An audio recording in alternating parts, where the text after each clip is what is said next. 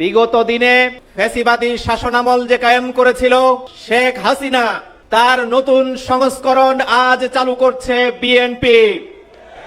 আমরা দেখতে পাচ্ছি তারা সংসদে আইন কানুন পাশের নাম করে বিরোধী দলকে ধোঁকা দিয়েছে। তারা শুধু বিরোধী দলকেই ধোঁকা দেয়নি, এই আপামর বাংলাদেশের সমস্ত মানুষকে ধোঁকা দিয়েছে। আমরা দৃঢ়ভাবে বলতে চাই, বাংলাদেশের মানুষকে আর 90-এর দশকের মতো বোকা মনে করার সুযোগ নাই। এখন ছাত্র জনতা শ্রমিক ঐক্যবদ্ধ আন্দোলনের মাধ্যমে 5 আগস্ট এই দেশকে মুক্ত করেছে, নতুন করে কোনো ফ্যাসিবাদ কায়েমের লক্ষ্যে নয়। সুতরাং আমি সম্মানিত শ্রমিক নেতৃবৃন্দকে অনুরোধ করব, আপনারা আপনাদের যথাস্থানে দায়িত্বশীল ভূমিকা পালন করার মাধ্যমে আগামীর ফ্যাসিবাদী হয়েছে তাদের বিরুদ্ধে আমরা সবাই সোচ্চার থাকবো ইনশাআল্লাহ। আসসালামু আলাইকুম ওয়া রাহমাতুল্লাহ। সুপ্রিয় দর্শক, আপনারা ইতিমধ্যে জেনেছেন যে আজকে রাজধানীর সরোয়ার্দী উদ্যানে শ্রমিক কল্যাণ ফেডারেশনের ত্রিবার্ষিক সম্মেলন অনুষ্ঠিত হয়েছে। সেখানে হাজার হাজার শ্রমিকেরা উপস্থিত ছিলেন এবং বিভিন্ন রাজনৈতিক দলের নেতাকর্মীরা উপস্থিত ছিলেন এবং প্রধান অতিথি হিসেবে উপস্থিত ছিলেন আমিরে জামাত ডাক্তার শফিকুর রহমান। তো সেখান থেকে আপনাদের কয়েকজনের বক্তব্যের ভিডিও দেখাইছি, আর আমিরে জামাতের বক্তব্যের ভিডিও পরবর্তী ভিডিওতে দেখাবো। তো এখন যে বক্তব্যটা আপনাদের দেখাবো সেটা হচ্ছে বাংলাদেশ ইসলামী ছাত্র শিবিরের বর্তমান কেন্দ্রীয় সভাপতি এবং সাবেক সভাপতি দুইজনের বক্তব্য একসাথে শোনাবো। তো দর্শক, আপনাদের প্রতি অনুরোধ রইল আপনারা পুরো বক্তব্যটা শুনে যাবেন। তো বেশি দেরি করব না, চলুন আমরা বক্তব্যের ভিডিওটা দেখে আসি। বক্তব্য রাখবেন ইসলামী ছাত্র শিবিরের কেন্দ্রীয় সভাপতি ছাত্র নেতা নুরুল ইসলাম সাদ্দাম। আউযু বিল্লাহি মিনাশ শাইতানির রাজিম। বিসমিল্লাহির রহমানির রহিম। বাংলাদেশ শ্রমিক কল্যাণ ফেডারেশনের আজকের এই ত্রিবার্ষিক জাতীয় সম্মেলনে প্রধান অতিথি হিসেবে ইতিমধ্যেই আমাদের মাঝে উপস্থিত হয়েছেন মানবিক নেতা, মানবতার মুক্তির আন্দোলন বাংলাদেশ জামাত ইসলামীর সংগ্রামী আমির, জাতীয় সংসদের বিরোধী দলীয় নেতা, জাতীয় সংসদ সদস্য ডাক্তার শফিকুর রহমান, উপস্থিত শ্রমিক কল্যাণ ফেডারেশন এবং বাংলাদেশ জামাত ইসলামীর অন্যান্য নেতৃবৃন্দ, জাতির জাগ্রত বিবেক সাংবাদিক বন্ধুগণ, উপস্থিত রয়েছেন আইন শৃঙ্খলার দায়িত্বে নিয়োজিত বাহিনীর সদস্যবৃন্দ, প্রিয় শ্রমিক বন্ধুরা, আসসালামু আলাইকুম ওয়া রাহমাতুল্লাহি ওয়া বারাকাতুহু। আপনারা ভালো আছেন? শ্রমিকরা সবসময় ভালো থাকে, তাদের গ্যাস্ট্রিক হয় না, আলসারের রুগী নাই, ডায়াবেটিক্সের রুগী নাই। এরা হারাম খায় না, হালাল খাওয়ার কারণে আল্লাহ রব্বুল আলামিন তাদের রোগ থেকে মুক্তি রাখে। আল্লাহ রব্বুল আলামিন এনাদের শরীরে এত জোর দিয়ে দেন, মৃত্যুর আগ পর্যন্ত তারা খেটে খেটে খেয়ে জীবন ধারণ করতে পারে। প্রিয় উপস্থিতি, শ্রমিকদের সাথে ছাত্রদের একটা মিল আছে। দেশের যখন ক্রান্তি লগ্ন হয়, যখন জাতি অন্ধকারে হাবুডুবু খায়, ফ্যাসিবাদ আর স্বৈরাচার যখন বাংলাদেশকে ধুকরে ধুকরে শেষ করে দিতে চায়, তখন রাজপথে দাঁড়িয়ে রক্ত দেয়া, ঘাম ঝরানোর কাজটা শ্রমিক আর ছাত্ররাই বেশি করে। সুতরাং এই বাংলাদেশের মানচিত্র, এদেশের সার্বভৌমত্ব, এদেশের স্বাধিকারের জন্য যারা গুরুত্বপূর্ণ ভূমিকা রেখেছে তারা হচ্ছে এই শ্রমিকেরা। কিন্তু দুর্ভাগ্য, এদেশের বুর্জুয়া শ্রেণী এই শ্রমিকদের অধিকার থেকে যুগে যুগে তাদেরকে বঞ্চিত করেছে। এদেশের 85% মানুষ, যাদের আমরা জানি যে মাত্র 10% সম্পদ, 10% মানুষ 85% সম্পদ এদেশের জিম্মি করে রেখেছে। সিবিডির তথ্য এটা। অন্য বেসরকারি তথ্য বলছে এদেশের 5% মানুষ রয়েছে যারা এদেশের 90% সম্পদ জিম্মি করে রেখেছে, আর বাদ বাকি মাত্র 10 থেকে 15% সম্পদ এই বিশাল জনগোষ্ঠী 90% মানুষের জন্য দেয়া হয়। অর্থাৎ এদেশের সম্পদের ডিসেন্ট্রালাইজেশন নাই। এদেশের খেটে খাওয়া মানুষ, শ্রমিক মানুষদেরকে তিলে তিলে এদেশে আরো বেশি সাপ্রেস করা হচ্ছে।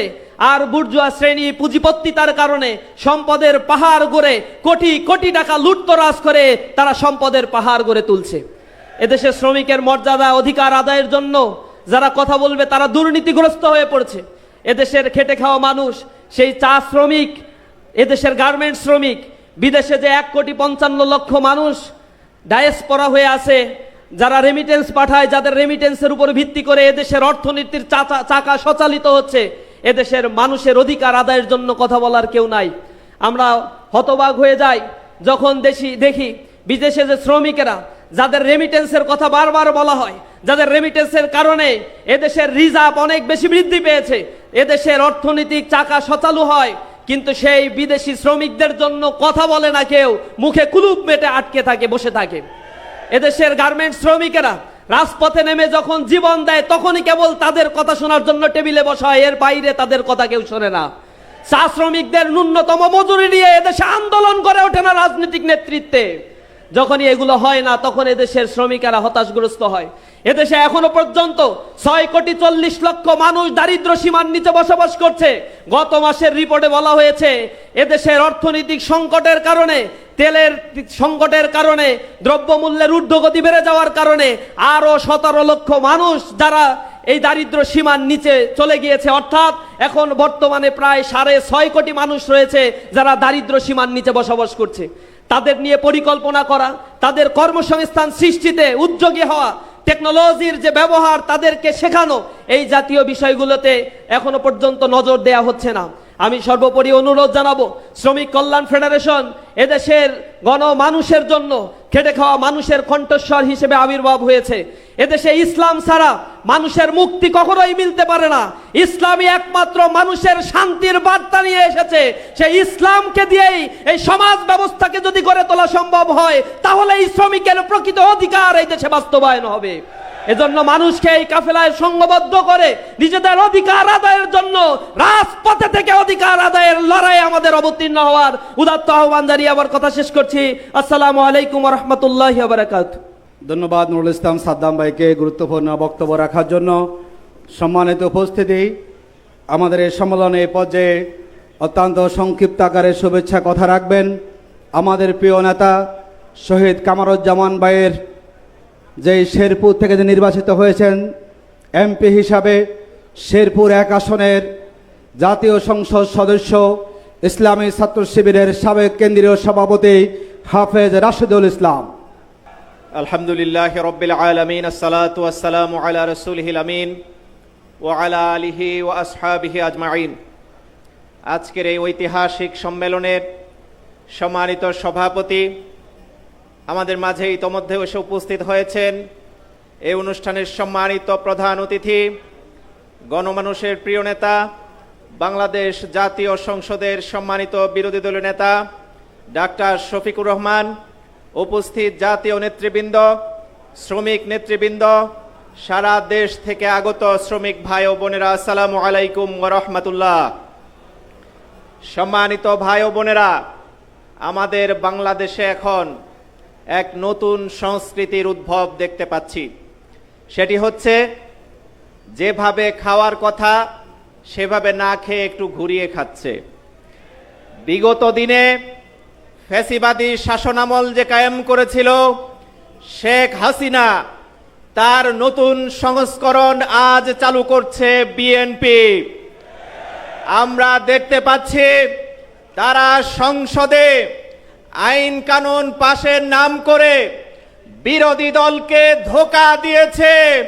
তারা শুধু বিরোধী দলকেই ধোঁকা দেয়নি, এই আপামর বাংলাদেশের সমস্ত মানুষকে ধোঁকা দিয়েছে।